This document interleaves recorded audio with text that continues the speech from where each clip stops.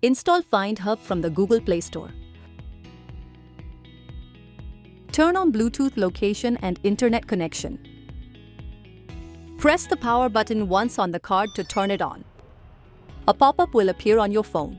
Tap Connect, then Agree and Continue.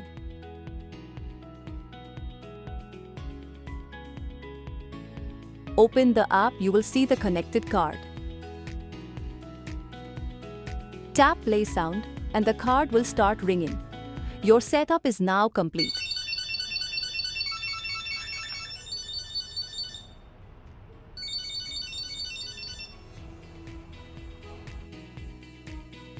If you don't get the pop-up, open Settings on your phone, tap Google All Services Devices. Turn on the Scan for Nearby Devices option. You will see the Smart Pulse card available. Tap the card and follow the on-screen instructions to connect.